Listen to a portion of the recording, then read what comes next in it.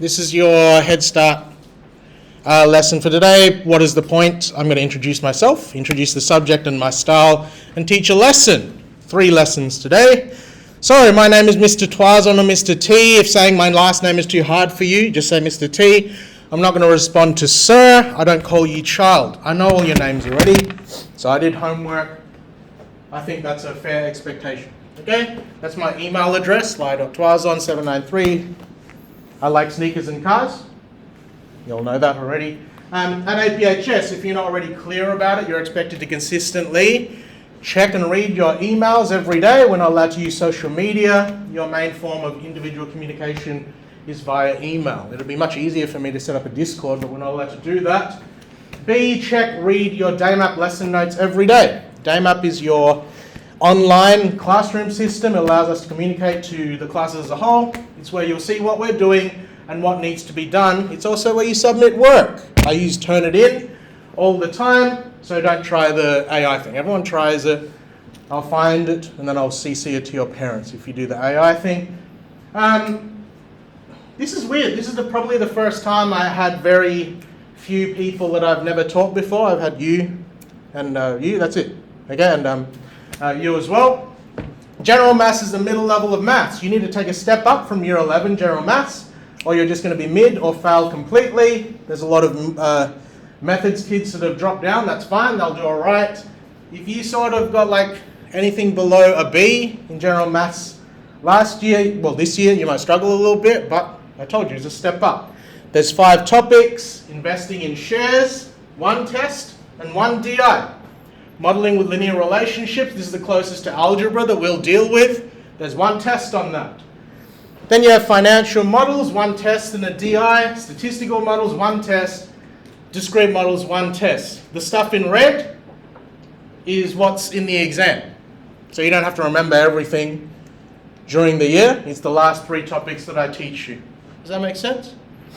There's 2 kinds of students at this school: people who have been taught by me and people who have not, which is most of you. You people are going to get a bit of a reality check right now. A typical lesson will have a consistent format.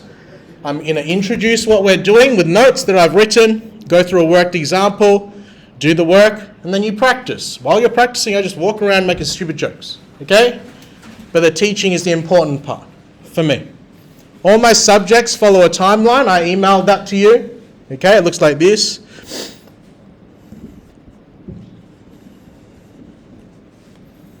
So you can see with the timeline, every exercise, I don't ask you to do all of them. I've done all of them. I've just chosen the ones that I think are important. And you can see here there's a little link to a video I've prepared. But since this year, I've started recording every lesson anyway. So you can stream on YouTube all the lessons. So straight away, you know when everything's going to be due. The only way this is going to change is things might get pushed back if something happens. I don't like to do things, I don't like to tell you that this is what's going to happen and push it back and make it earlier, okay? There might be that's only ever happened like a couple of times, and that's because the class was really good and we were going super fast. There's no point in delaying it. Does that make sense? Like, if we are smashing through this content, it's better to do the assessment straight away than let it wait. Does that make sense? So this is like the be-all and end-all here, and you can see we finish before the end of term 3. All you're going to be doing at the end of term 3, the holidays going into term 4, is exam revision. All right? So that's the timeline. My timelines have link buttons, you can see that. So basically, if you're away for a particular lesson or need a second go at understanding the topic, I'm just going to say watch the video. You'll be like, oh, I was away, Mr. T. Don't care. That's not my fault you were away, right? You watched a YouTube video or you watched the link that was on the timeline. Your lessons will always have a lesson note stating the day and the date of the lesson, what was done, and what homework is that lesson. This tells you where we actually got up to each day. Your parents will also be emailed a homework reminder every Saturday morning around 8:30. This will tell you where you need to get up to before the start of next week. So you can see here, 29th of August 2024. This is my Stage 2 General Maths class. Can you see a lesson note there? Does it say Thursday, the 29th of August 2024?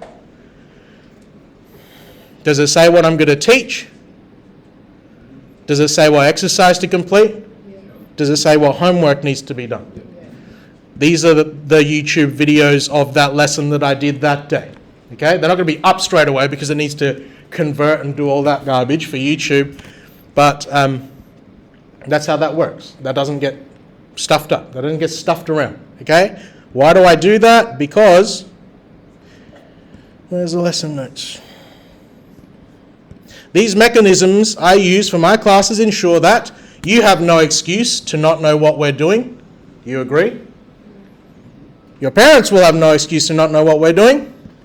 And therefore, you and your parents will look bad if you claim to not know what you should be doing. See how that works? My classroom rules. Don't talk while I'm teaching. I only teach for the first 10 to 15 minutes of any lesson. You can hold it. No one's here to listen to you teach them maths that you don't know. I'm the one who knows it. Okay? 2, don't negatively impact others. If you're going to be mid or below, don't bring everyone else down with you. And this is the main one for me. Submit by my deadlines. Assignments of mine are always due midnight, Friday of the week they're due. This will be on the task itself on Daymap, and you'll get email reminders. I'm not weak on this. Ask classmates that have had me previously. What happens if you miss a deadline with no medical certificate or legitimate reason? What happens? It doesn't get marked. I'm not going to waste time on it. I mark your work very quickly. Do you agree? Often on the day if it's a test. If it's a DI, it takes longer because I have to read your work. Okay? And I do that during my personal time. I'm not going to waste my personal time on a different weekend to mark your late work because you didn't use your time effectively. You will take the L. You're not paying me overtime. Does that make sense?